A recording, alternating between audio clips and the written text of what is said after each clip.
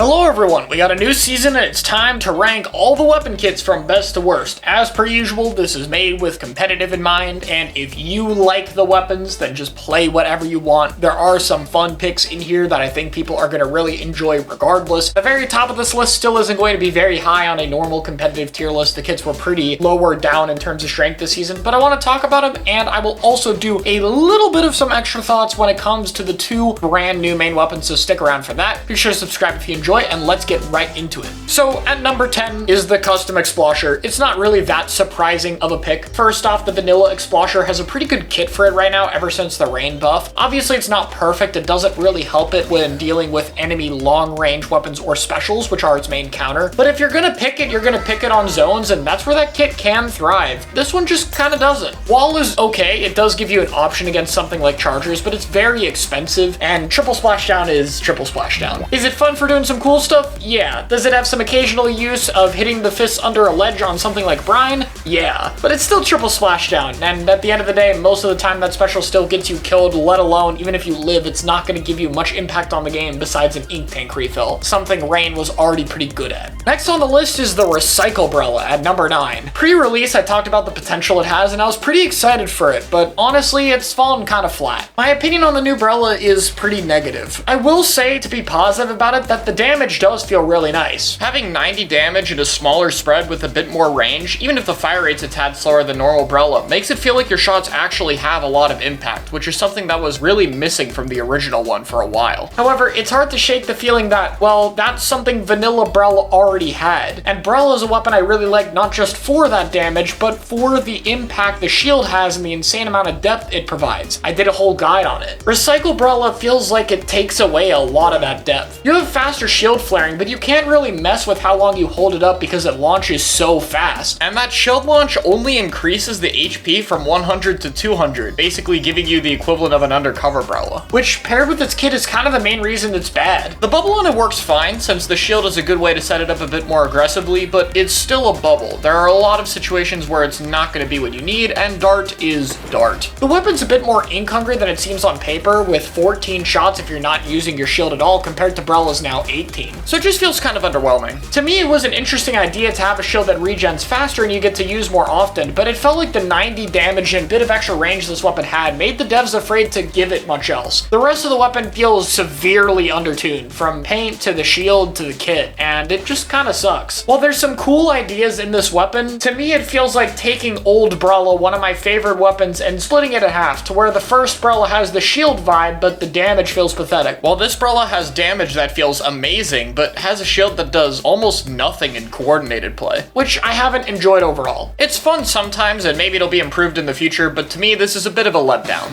Next up is the Dreadringer D. We're on a bit of a negative streak with 3 weapons I was interested in a row. Dreadringer D's kit is not that bad. It is still a beacon, which is solid. Wave on this weapon has a 90 damage combo, I guess, and the wave itself can locate people, allowing you to hit behind corners. But neither of these paint or even have an easy time doing damage. I would even argue the 45 doesn't combo that well, considering you need to hit both sloshes to kill with it, meaning it doesn't really boost its paint or damage that much, and the weapon's a bit slow, so even setting up these beacons in wave isn't that optimal for it, let alone how much this weapon is compared with Range Blaster, which while there are some differences, unless if wave is a very valuable special, a lot of times if you want a mid-range gun with it, RB is just a lot more threatening. I had a lot of high hopes for this weapon, but ultimately the kit just doesn't work for me. On to number 7 is the 52 Deco. Curling is whatever for it. It's an occasional movement tool. You can cook it to potentially get a kill with it, and screen on it is fine as a sharking tool. It's kind of a meme how 52 and 96 always get walls, and now it has big wall. But screen doesn't really combo with 52 particularly well anyway, and even the curling can give away where you are in the screen, so it feels like a kit that's very mishmashed. On to number 6 is the Dowser Dualies. I honestly like these a lot more than I thought. I don't think they're as great power-wise, but I'm much more okay with their weapon design. The long-range mode genuinely has a lot of range, a bit more than Squeezer if you're willing to deal with the 5-shot, and about the same as Squeezer if you want the 4-shot, which is pretty good. And the turret mode has a surprising amount of range as well, in addition to a pretty good fire rate. I don't even think the kit on it is that bad. Mine is whatever, but it works fine with the long-range mode, and Killer Will can combo pretty well, especially if you're hitting on the outside of your damage where it's barely not 4-shotting. It can make up for that. I think the main issue is mostly just that the long-range mode really paints very, very poorly, and for a more passive standard fire that it has to rely on, that's important. And obviously only one dodge special with a bit of end lag is very difficult to deal with. Compared to other dualies, you have basically no mix-ups you can do, so the roll is very committal even if it does go far. That being said, compared to Recycle Umbrella, it feels like they gave it a lot more strengths and things to work with, and if they were able to even just adjust the paint a little bit or give it an even better kit, I think we could honestly see it. It's not in as bad a spot as people are saying. I'm definitely curious about it, and personally, I had a lot of fun on it. Number 5 is Gold Nautilus. It's a Nautilus with the bomb. It also has a 210 splashdown, which I feel like I don't even need to say anything at this point. But if you want a Nautilus and you want to have a bomb, it's there. It's a pretty good main weapon, so that's fine. But again, the other Nautilus kit with Sensor and Rain is a pretty strong kit as is. Point Sensor is very good with all the Zookas right now, and Rain is a solid special since the healing buff. So it's just another case of there's very little reasons to use it. Number 4 is the Glugadooli's Deco. So this is a 190 Zooka weapon that got a recent paint buff, which is pretty solid. It can get a decent amount of Zookas if it's playing passively, and Gluga since the buff has a lot more potential now that its playstyles have been opened up. Honestly, I think Gluga's vanilla kit is basically perfect for it since the wall helps a lot with its slow speed, and I mean, it's literally the K-Gal kit with 180p. It's gonna be really hard to top that. So it's just facing a bit of harsh competition from one of the best kits in the entire franchise. But this is an alternate playstyle that's fine, and I could totally see people flexing to in the right situations. Not a bad second kit choice at all. Number 3, full Flingza Roller. Flingza's kit is honestly something I underrated a bit. I think Suction Bomb's pretty good on it. Statement of the year, I know, Suction Bomb is good on a weapon, but I think Screen for it is actually a lot better than people thought. I kind of forgot how much the horizontal flick buff they gave a patch ago really did help this weapon. It's pretty consistent when you can get up close to people. And giving Flingza a tool to be able to shark in does work pretty well. And if the screen hits people, you get a bit of extra kill range. Due to how well its vertical flick paints, it's pretty easy to get a lot of it too. So I could see this working for a more aggressive playstyle that Flingza is desperately needed since missile spam isn't that good anymore with the cooldown. I wouldn't be surprised if we saw this on a few maps, and I could see a roller player really pushing the weapon. That being said, number 2 and number 1 are a good bit better to me. First off is New Squiffer. This is another weapon that's going to be really a one-trick type thing. Squiffer is just very difficult, but I think it's a threatening weapon. It gets compared with Stamper a bit more now that it has the same special, but I think Squiffer plays much more to its one-shots, especially under ledges, which is really threatening with how that weapon functions. And to me, this kit is kind of what it needed. A bomb that can locate people and help you get back in, as well as a special that'll give you continuation. You can pop it after you get a kill to get out of a fight, use it to extend streaks, go for damage with it, or just try to get a nice trick shot. Obviously, it's much more of a for fun kit than a competitive kit. Like, I'm not going to deny this is one of the most fun kits they've added. People have theorized that about Squiffer since day one, and it's nice to finally see it a year and a half later. But I think it's got some competitive potential too. It works with the weapon pretty well, it's a strong kit, and I think if Squiffer players are willing to push it, I could totally see it doing well. That being said, the best kit of this update is the Custom Leader. Now, I don't think it's insane or anything, but it's totally fine. Beacons on it are not useless, especially if you're stacking quick super jump. It can allow you to rotate between different snipe positions, which can be useful depending on the map, as well as just are generally useful for teammates. People jump around a lot with Tacticoolers, so having safe locations for them, as well as things the other team has to deal with, is pretty interesting. Kraken as well is pretty useful. Compared to Custom Explod's triple splashdown, this is a panic button that actually works, and if you're able to use it closer to the front lines, maybe by positioning more aggressively with the main weapon, it can be a great way to survive if you get specialed or rushed down. That being said, it's a very high risk, high reward kit. Placing beacons takes a lot of time with your slow speed and bad ink efficiency, and Kraken requires you to be close to the front lines with the most punish if you get caught when that end lag is over. And on top of that, when you commit to a Kraken, you're not going to be an E-leader for like 8 seconds. So this is one where the timing on when you want to use your kit is very important. But I think if used optimally, it provides more value than the Wavebreaker does in the vanilla kit, especially given it's 10 points cheaper on this one. It's definitely going to be a gamble to see how E-leader players base their builds and playstyle around this, but this has potential and I'm interested in seeing how it does, especially on Clan Blitz. So with that being said, that's my kit ranking. Yeah, nothing incredibly strong this season, and honestly, I wish some of the kits were a little bit more fun too. But some of them are winners, and I think the positives of the few things they do well are still nice. It's definitely a bit better than I initially thought it was going to be. Let me know what you all think in the comments below, and I will see you guys next time.